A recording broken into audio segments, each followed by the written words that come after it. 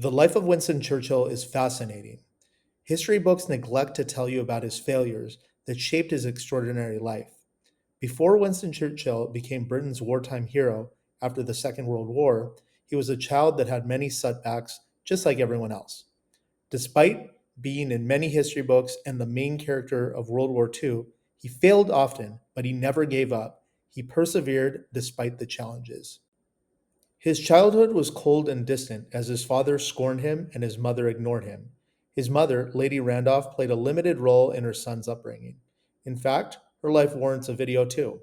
She was actually American and was an attractive, sought after socialite. She was very interesting to say the least.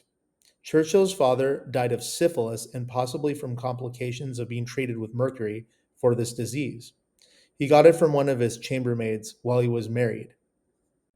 The little affection Churchill knew came from Mrs. Everest, who was his devoted nurse.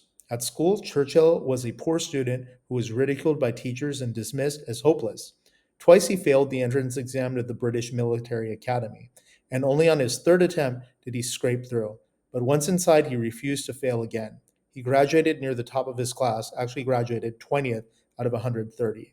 Yet, even as he rose, failure stalked him.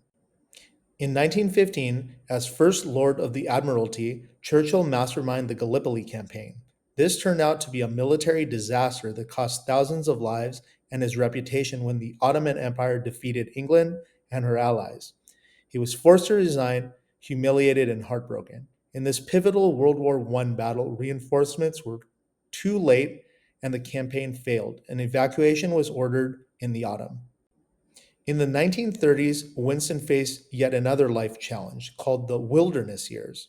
As Europe fell under the spell of fascism in this decade preceding World War II, Churchill's warnings went unheeded. He was mocked as a relic of the past and shunned by his own conservative party, and he was pushed into political exile.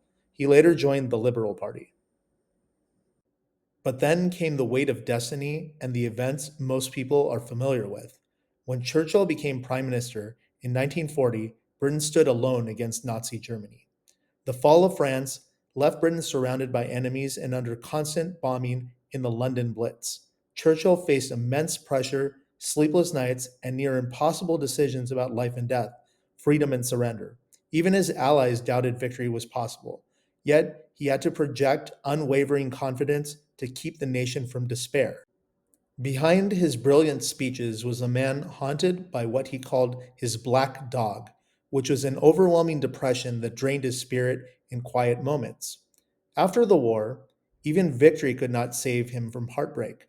In 1945, after leading Britain through its finest hour, he was voted out of office. The nation he had saved turned away, and the old politician was left to face decline and illness in silence. And yet, through neglect, failure, isolation, war, and despair, Churchill endured. His greatness was not that he never failed, but he always rose again. As you can see, Winston Churchill's life was marked by enormous triumphs, but also by deep personal, political, and emotional struggles that at sometimes were overwhelming.